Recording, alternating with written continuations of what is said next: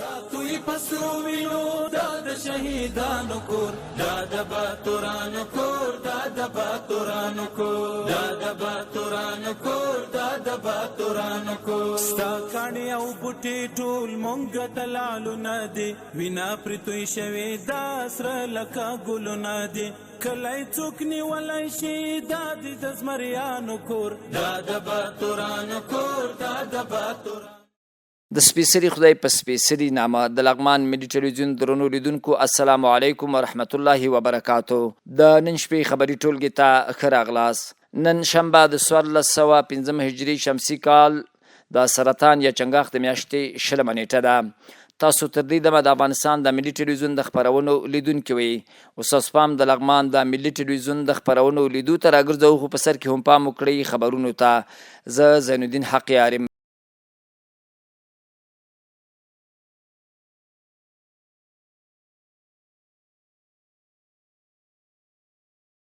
بسم الله الرحمن الرحیم. د لغمان ولایت له ډلګي مشرانو سره د ملکي او نظامي تلفاتو د راټولولو په اړه د همغږۍ ناسته ترسره شوه.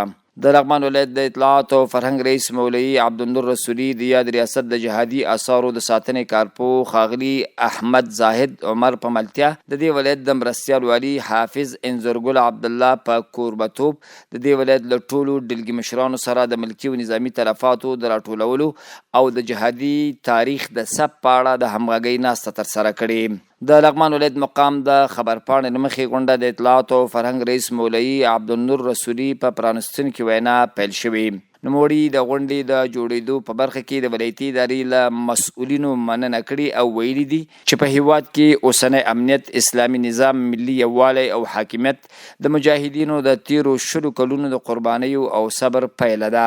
هغه زیاته کړې زموږ او ستاسو د ټولو ګډ مسؤلیت او رسالت دی ترڅو خپل جهادي ارزښتونه، قربانۍ او تاریخ خوندي کړو، ترڅو راتلونکي نسلونه د خپلواکۍ، امنیت او د ملت له قربانیو څخه باخبره پاتې شي. د خبرپاڼې له مخې ورپسې د جهادي آثارو د ساتنې کارپو احمد زاهد عمر د جهادي آثارو د ساتنې لوی ریاست د جوړېدو موخې، اداري جوړښت، لاسته راوړنې، روان فعالیتونه او راتلونکي پلانونه تشریح کړي.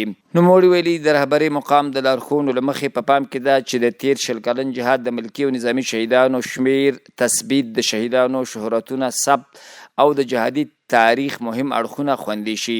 هغه له ډلګي مشرانو غوښتي چې خپلې مشورې وړاندیزونه شریکې کړي څو د یادې پروسې د لا ښه تنظیم لپاره ترې ګټه واخیستل شي. په ورته وخت کې د لغمان ولایت ډلګي مشرانو د امیر المؤمنین حفظه الله تعالی له لوري د جهادي آثارو د ساتنې لوی ریاست جوړېدل ستایلی او دا یې د جهادي تاریخ او ارزښتونو د ساتنې په برخه کې یو ارزښتمن او تاریخي اقدام بللی. هغوی د بشپړې همکارۍ ډاډ ورکړی او د موضوع اړوند خپل نظرونه او مشورې شریکې کړي. دا غونډې په پای کې مرستیال والي حافظ انځرګل عبدالله د اطلاعات او فرهنګ وزارت او د جهادي آثارو د ساتنې لوی ریاست د هڅو ستاینه کړې او ویلي چې د جهادي تاریخ ثبت او خوندي کول یو ملي او تاریخي مسؤلیت دی. نوموړي له ټولو ډلګي مشرانو غوښتي چې د اطلاعات او فرهنګ ریاست له جهادي آثارو د ساتنې لوی مدیریت سره هر اړخیزه همکاري وکړي څو دا ملي او تاریخي پروسه په ښه توګه بشپړه شي. قرغیو ولسوالۍ کې د یادې ولسوالۍ اړوندو قریو ملکانو سره د خوښیو په مراسمو کې د پټاقیو د کارونې مخنیوي په اړه خبرې کړي. د قرغیو ولسوالۍ ولسوال قاري زاهد الله فاتح د غونډې پر مهال د یادې ولسوالۍ اړوندو قریو ملکانو سره د خوښیو په مراسمو کې د پټاقیو د کارونې مخنیوي په اړه خبرې کړي. د لغمان ولایت مقام د خبرپاڼې د قرغیو ولسوال قاري زاهد الله فاتح د غونډې ګډونوالو ته د ښه راغلاست ترڅنګ مننه کړې چې په غونډه کې ګډون کړی. نوموړي زیاته کړې چې حکومت باید د خلکو په زړونو وشي نه په سرونو. په وینا یې کوم حکومت چې په زړونو کې د هغه حکومت سره بیا د ولس پوره همکاري او اخلاص موجود وي. د خبرپاڼې له مخې د قرغیو ولسوال په خپلو خبرو کې د امیر المؤمنین حفظه الله تعالی هغه حکم چې د پټاقیو د کارولو د مخنیوي په موخه راغلی له ملکانو سره شریک کړ او غوښتنه یې ترې وکړه چې ولسونو ته باید لارښوونه وکړي ترڅو د پټاقیو له کارولو ډډه وکړي. د خبرپاڼې له مخې وروسته ولسوالۍ د ملکانو په استازیتوب ملک دواجان خروټي خبرې کړې او د قرغۍ ولسوال ته یې په یاده برخه کې د هر اړخیز همکارۍ ډاډ ورکړی. نوموړي زیاته کړې د قرغۍ ولسونه له خپل نظام سره ولاړ دي او کوم حکم چې د پټاقیو د کارونې د مخنیوي په موخه ورسره شریک شوی دوی به یې له خپل ولسونو سره شریک کړي. لغمان کې د شاعر او لیکوال ګل پاچا الفت مزار بیا ورغول شو. د دې ولایت اوسیدونکي وایي خوښ دي چې د یو حقدار انسان هڅې پالل کیږي. نورحال په راپور کې دا په لغمان کې د لوی شاعر پیاوړي لیکوال او مفکر استاد ګل پاچا الفت د مقبرې د بیرغونې بشپړېدو غونډه ده. هغه چارې چې د دې ولایت د اطلاعات او کلتور ریاست په همغږۍ او د دبستان فرهنګي مرکز لخوا ترسره شوې. د دې ولایت د اطلاعات او فرهنګ رئیس استاد ګل پاچا الفت د پښتو ادب فرهنګ او فکر یو روښانه شخصیت وباله. د دبستان فرهنګي مرکز نه موږ مننه کوو چې دوی لغمان کې دغسې یو فرهنګي شخصیت داسې یو علمي شخصیت پالنه وکړو چې هغه تاریخ یې به تل پاتې وي.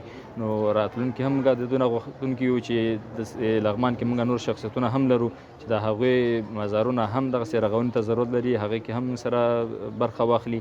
زموږ مسؤلیت او کل کې د دې ولسونو مسؤلیت دا جوړیږي چې په ساتنه کې موږ سره باید همکاري وکړي. په ورته وخت کې د دبستان فرهنګي مرکز مسؤل وویل یاد مرکز نه یوازې د فرهنګي میراثونو د ساتنې او بیا رغونې په برخه کې بلکې د کتابونو د ژباړې، تالیف او د علماو، لیکوالو او شاعرانو د پالنې په برخه کې هم هڅې کوي. استاد د هدیرې او د دوی د مزار او د سره شاوخوا چې کوم پارک دی د هغې رغول دا یوازې یو مادي کار نه دی بلکې دا د استاد نوم بیا تازه کول دي او د هغوی فکر ته کار کول دي او دا انسانیت ته بلنه ده او علم ته او پوهې ته بلنه ده. نو دا کار موږ خپل ځان د استاد محترم حق ګڼه. بل لور ته استادانو، شاعرانو او لیکوالو د استاد ګل پاچا الفت د مقبرې د بیا رغونې په برخه کې د دبستان فرهنګي مرکز زیاده هڅه وستایله او د فرهنګي ارزښتونو د خوندي ساتلو لپاره یو مهم ګام وباله.